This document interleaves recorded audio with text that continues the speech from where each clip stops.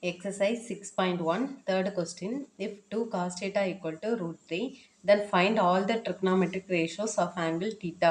இப்போ வந்து thetaல எல்லா trigonometric ratios கண்டுபிடிக்கணும். நமக்கு வந்து ஒரு இதுதான் கொடுத்திருக்கான். இதுல இருந்து நம்ம டயக்ராம் கண்டுபிடிக்கலாம். ஃபர்ஸ்ட் பாருங்க. 2 cos theta equal to root 3 கொடுத்திருக்கான். இப்போ இதுல இருந்து வந்து cos theta equal to root 3 divided by 2. இப்போ வந்து காஸ்க்கு ஃபார்முலா நமக்கு தெரியும். adjacent side divided by hypotenuse. அப்போ வந்து எழுதிக்கலாமா?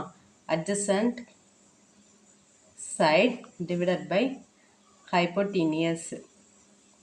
இதுதான் காசுக்கு ஃபார்முலா. இதில் வந்து டயக்ராம் பாருங்க. இப்படி ஒரு டயக்ராம் இருக்கு. இதை வந்து A, B, C கொடுத்துருக்கலாம். இதில் வந்து adjacent side வந்து இது. அப்போ adjacent side என்ன இருக்கு? root 3. hypotenuse வந்து 2. இது வந்து hypotenuse 2. நமக்கு வந்து opposite side கண்டுபிடிச்சா நம்ம எல்லா trigonometric ratios வந்து கண்டுபிடிக்கலாம். இப்போ opposite side கண்டுபிடிக்கணும். இது இருக்கு. பிதாகரஸ் தியரம் யூஸ் பண்ணலாமா?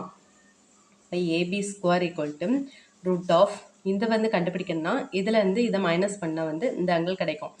அப்போ வந்து AC square minus BC square. இப்போ AC square என்னது வந்து 2 square. இப்போ 2 square minus BC square வந்து root 3 square. இப்போ 2 square வந்து 4 minus இது வந்து root 3 ஸ்கொயர் இருக்கு. அப்போ ஸ்கொயரும் ரூட்டும் கட் ஆகிருமா? அப்போ வந்து 3 கிடைக்கும். 4 minus 3 வந்து root 1. root 1னா 1ன்னு எடுத்துக்கலாமா? இப்போ ஏபி ஸ்கொயர் வந்து root 1, ஏபி வந்து 1 எடுத்துக்கலாமா? அப்போ இந்த ஆங்கிள் கண்டுபிடிச்சாச்சு 1.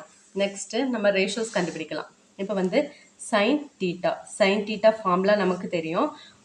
Opposite side by hypotenuse. Opposite side என்னது? 1 இருக்கு. இப்போ 1 பை ஹைப்போட்டீனியஸ் வந்து 2.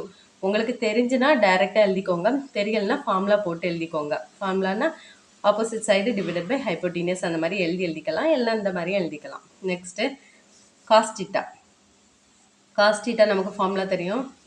adjacent side divided by hypotenuse. adjacent side என்னது? root 3. இப்போ root 3 divided by hypotenuse வந்து 2. root 3 divided by 2. Next tan theta formula என்னது? opposite side divided by adjacent side. opposite side வந்து 1, adjacent side வந்து root 3. இப்போ 1 by root 3ன்னு எடுத்துக்கலாமா? Next cosecant theta வந்து டைரெக்டாக நம்ம எழுதிக்கலாம். 1 by sin theta கூட எடுத்துக்கலாம். இந்த மாதிரி sin theta, cos theta, tan theta கண்டுபிடிக்கும் போது ஈஸியாக அந்த மாதிரி கண்டுபிடிச்சிக்கோங்க. அப்போ வந்து 1 by sin theta கண்டுபிடிச்சி வச்சுருக்கோம். அப்போ 1 by 2ன்னு போட்டுக்கலாமா? 1 by 2 மேலே போகும்போது வந்து 2 by 1. அப்போ 2ன்னு எடுத்துக்கலாம். அப்போ cosecant theta equal to 2. Next secant theta formula வந்து 1 by cos thetaன்னு எடுத்துக்கலாம். அப்போ 1 by காஸ்க்கு வேல்யூ நம்ம கண்டுபிடிச்சி வச்சுருக்கோம். root 3 divided by 2. இது வந்து மேலே போகும்போது 2 divided by root 3. நெக்ஸ்ட் வந்து cot theta வந்து 1 by tan theta.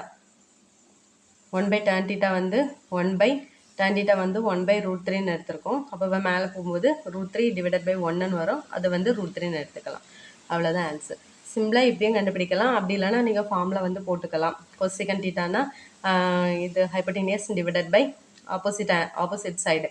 அதனாலும் இந்த மாதிரி தான் ஆன்சர் கிடைக்கும். இதை மாதிரியும் ஈஸியாக கண்டுபிடிச்சிக்கலாம். அவ்வளோதான்.